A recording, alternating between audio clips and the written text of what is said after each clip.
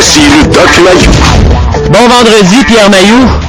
Bon vendredi, M. Jonathan et M. Garé. Oui, moi-même, en personne. Et nous sommes samedi en même temps. Comme vous le savez, Doc, on vous rediffuse le samedi midi. Oui. Docteur, on va ce matin laisser de côté le psychiatre pour parler à l'expert en sexe que vous êtes. Vous êtes sexologue ce matin, d'accord?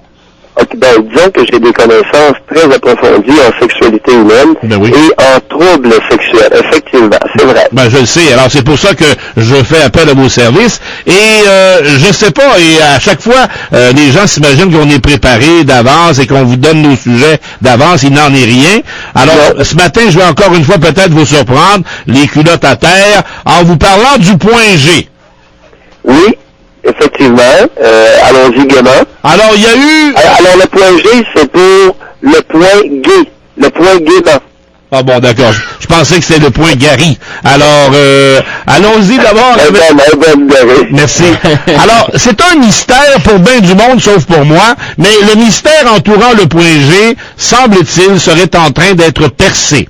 Alors, des chercheurs italiens affirment avoir établi que le tissu de la paroi antérieure entre l'urètre et le vagin est plus épais que chez les femmes, qui ont des orgasmes vaginaux intenses que chez celles qui n'en ont pas.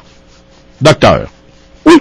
Est-ce que c'est vrai? Alors, on va situer tout le monde. D'accord. Madame est couchée sur le dos. Oui. OK?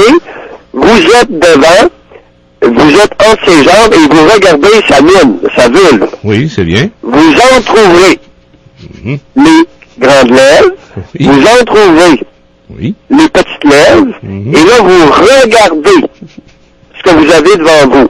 Et à midi, vous descendez le regard et vous descendez le doigt vers l'intérieur. Est-ce que c'est utile d'avoir un casque de mineur sur la tête? Non, pas du tout. D'accord. Est-ce qu'on se comprend bien? Alors, madame est couchée sur le dos, le partenaire est entre ses jambes, accroupi, et là, il regarde la vulve, écarte les grandes lèvres, les petites lèvres, entre le doigt, et à midi, lorsque vous entrez, vous allez voir à un moment donné un petit rond. Alors, le petit rond, ça, c'est la sortie de l'urètre. Continuez de quelques pouces, quelques centimètres, et là, vous êtes sur le point G. D'accord. Ben là, il est 8h10, il n'est pas encore midi, mais je comprends votre principe, docteur, du midi, là. Ça, c'est sûr. Ouais, mais les gens qui nous écoutent actuellement sont peut-être en train de le faire, on les salue. Oui. Mais c'est, j'espère. Alors, le point G. C'est gratis, oui. Est un peu à l'intérieur de l'urètre, de la sortie de l'urètre. Alors, le petit trou, le petit affaire rond que vous voyez, ça, c'est là où vous sortir l'urine. Oui, mais comment docteur, comment ça se fait que la grande docteure Emmanuelle, c'est une fille, Emmanuelle Giannini, italienne de l'Université de l'Aquila, elle dit, elle, que les femmes qui n'ont aucune apparence visible de point G ne peuvent pas avoir d'orgasme vaginal. Bon, alors, on continue. Un petit peu en dedans, il y a du tissu. Vous allez sentir, et chez certaines femmes, c'est un petit peu rugueux. Oui. C'est un petit peu rugueux. Alors, celles où c'est très, très lisse et mince, ben, il n'y a pas de cet épaississement de tissu. OK. Et elles auraient moins la capacité de ressentir une sensation très particulière. OK. C'est comme ça. La nature évolue ça. La nature varie beaucoup d'une femme à l'autre. Bon. Et c'est comme ça. Alors, il y a des femmes auxquelles la nature a fait un beau cadeau. D'accord. Elle aurait donné un petit amas de tissu un peu plus épais. Et c'est jouissif au coton, ce petit tissu-là. Selon votre vaste expérience en la matière, docteur, selon vous, là, au Québec, laissons faire l'Italie, mais au Québec, il y a combien de femmes qui, premièrement, savent tout ça, et il y a combien d'hommes qui ont trouvé le point G de leur blonde? Moins de 10%. Ah oui? Ben, écoute, c'est exceptionnel. Ah bon? C'est exceptionnel qu'une femme sache si elle a un point G ou pas. Okay. Il est exceptionnel. Écoute, j'ai à peu près jamais vu d'homme qui savait caresser un point G. C'est extrêmement rare. Ben, il y en a qui ont même de la misère à trouver le clitoris. Ben oui. Ben oui. T'as tout à fait raison. Merci. Et il y a des études qui ont été faites en Angleterre et ils montraient une photo de vulve Hein? Et 70% des hommes étaient incapables d'identifier le clitoris sur une photo de vulve ouverte. Tout de même incroyable. Ben, il y a même des femmes qui ne le savent pas. Bon, Jonathan, 45% des femmes étaient incapables d'identifier leur clitoris. Sacrifice. Hey, ça, là, écoutez, là, je tombe en bas de ma chaise, là, près de la moitié des femmes, Doc! Oui, tu leur montres une photo de leur plot, là, de leur mine, oui. Puis ils sont même pas capables de dire, mon clitoris, il est là. C'est ça, le clitoris. Allô, oui. Et c'est tout du monde qui se met, ça, là. Mais oui. Imaginez. Mais, à ce moment-là, docteur, là, sérieusement, là, il y a un paquet de fakeux ou de fakeuses, ça jouit puis ça jouit pas. Ah, écoute, la sexualité au Québec vole très bon. Ah bon? Écoute, ça fourre à tour de bras et ça jouit très peu chez les femmes. Tabarnouche. Ben, chez les hommes, écoute, dès qu'un homme se met, il éjacule. Ben oui. Bon. Oui. C'est pas vraiment compliqué. Dès qu'un homme se fait sucer, il vient. Il éjacule. Mm-hmm. Mais chez les femmes, la situation est quasi catastrophique sur le plan de la jouissance sexuelle au Québec. Mais il faut faire quelque chose pour changer ça, docteur.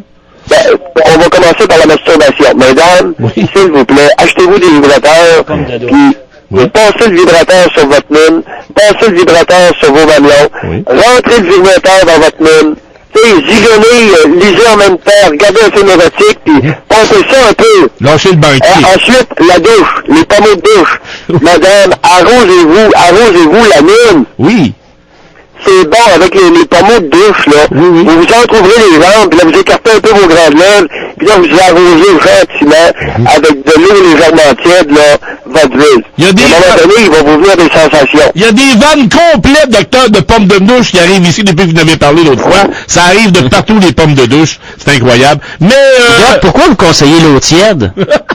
Je n'ai pas dit l'eau tiède, Jonathan. Non, mais vous venez de dire ça, l'eau tiède. Non, de l'eau légèrement chaude. C'est très différent, Joe. Joe. Faut qu'elle soit frette un peu, mais pas chaude. Il ne s'agit pas de refroidir la mine. Voilà. Il s'agit de lui donner une condition doucereuse, agréable. Voilà! Bravo, docteur. Mesdames, prenez soin de vos nonnes et le sourire va se produire. Maudit que je vous aime, docteur. Hey, ça finit bien la semaine en passant. Comment va Mario Deschaines?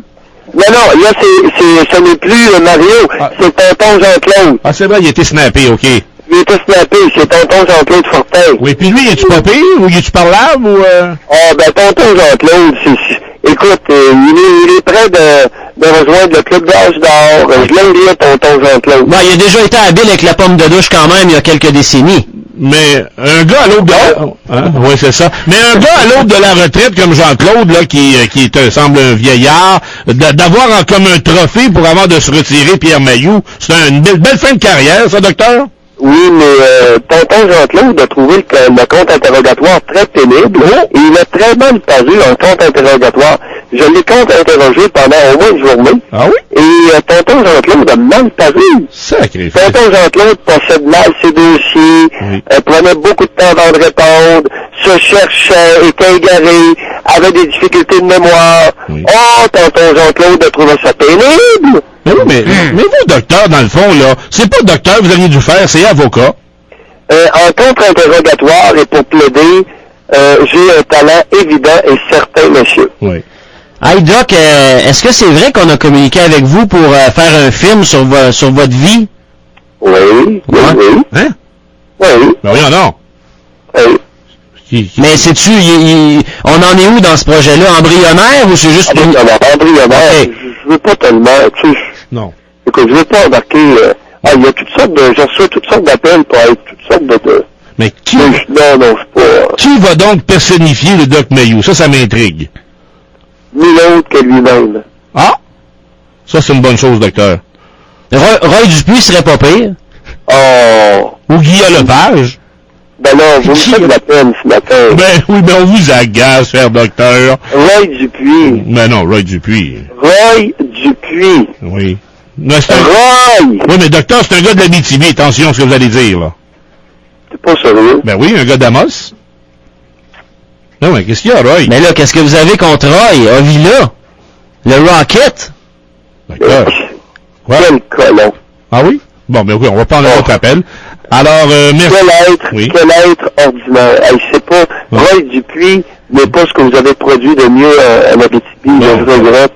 Ça termine bien la semaine, mais, mais oui. Pathétique. C'est un individu pathétique. Bon, mais écoute donc. Alors, on en reparlera une autre fois, docteur, si ça vous tente.